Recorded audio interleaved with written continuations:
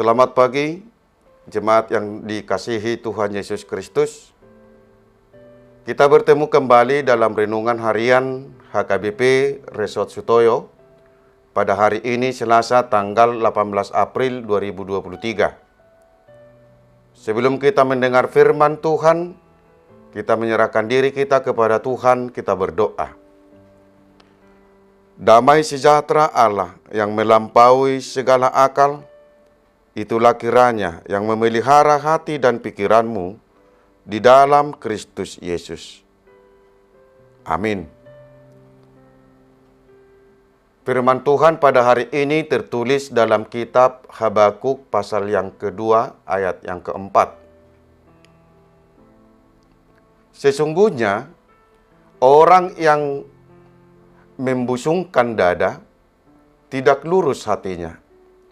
Tetapi orang yang benar itu akan hidup oleh percayanya. Dalam bahasa Batak dikatakan, idama natealdo ibana dang tigor rohana di bagasan.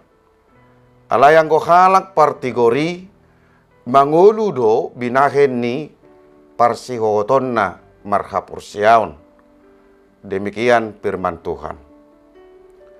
Jemaat Tuhan Yesus Kristus yang diberkati, pada saat pemerintahan Raja Yoyakim, bangsa Kasdim mengalami kejayaan setelah menaklukkan kerajaan Mesir.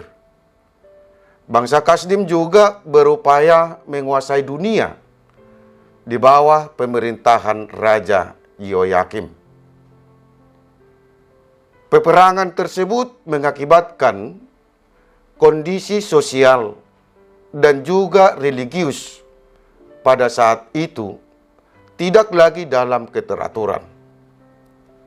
Hukum kehilangan kekuatannya dan tidak pernah lagi muncul keadilan. Kekacauan seperti itulah yang dilihat oleh Nabi Habakuk, sehingga ia berteriak kepada Tuhan agar penindasan tidak lagi terjadi.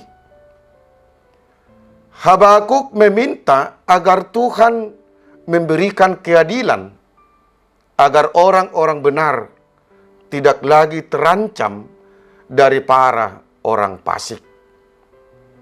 Maka Tuhan melalui Nabi Habakuk menegur umatnya yang hidup menurut kemauannya sendiri dan yang telah melakukan pelanggaran dan berbagai kesalahan di hadapan Tuhan.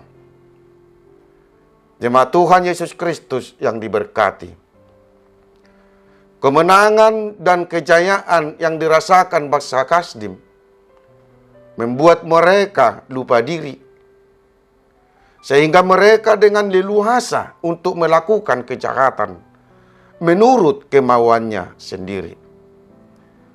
Mereka meninggalkan Tuhan Allah dengan membusungkan dada.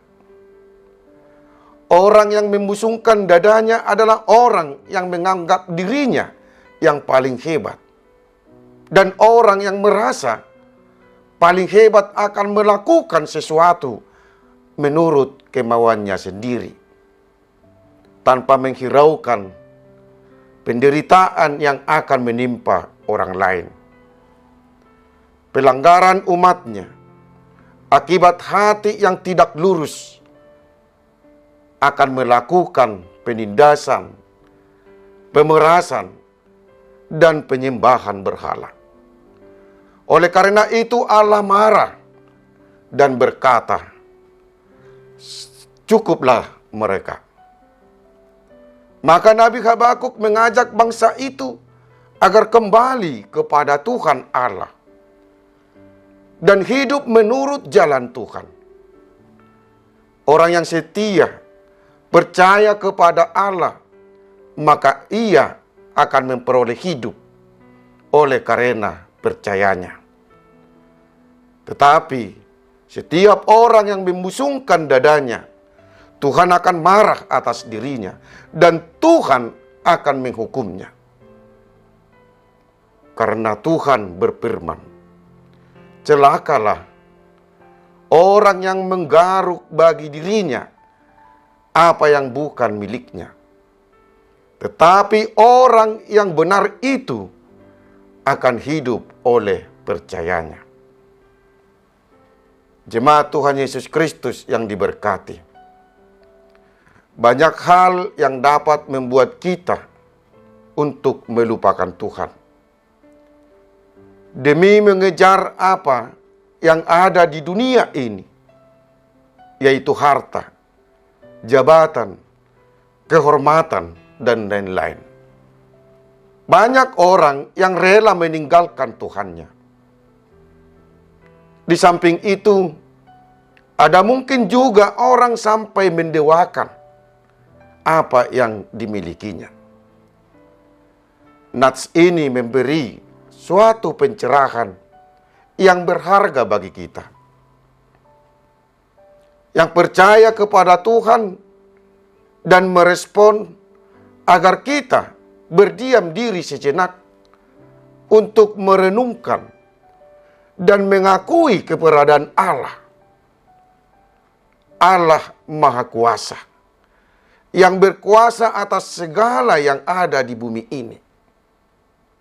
Untuk itu, jangan pernah kita membusungkan dada atas segala keberhasilan dan kejayaan kita. Janganlah kita melakukan sesuatu itu menurut kemauan kita sendiri.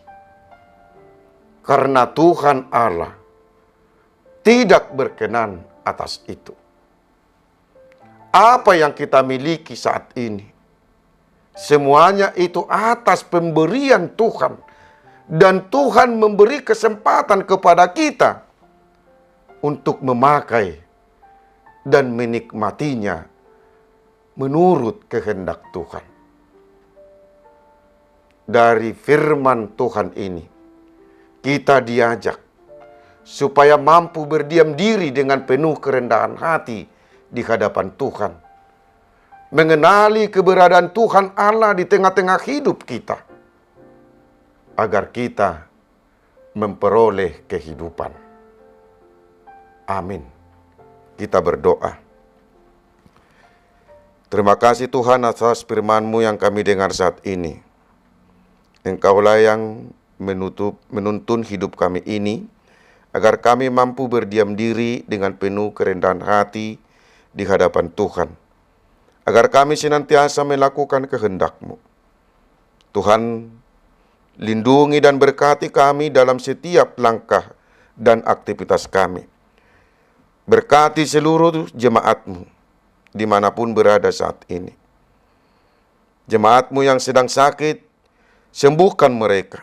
Jemaat-Mu yang sedang bergumul, Engkaulah yang melepaskan mereka dari pergumulannya. Berikanlah kami sukacita dalam setiap langkah hidup kami. Terimalah doa kami. Di dalam Yesus Kristus kami berdoa. Amin. Salam beraktivitas, Tuhan memberkati kita. Salam.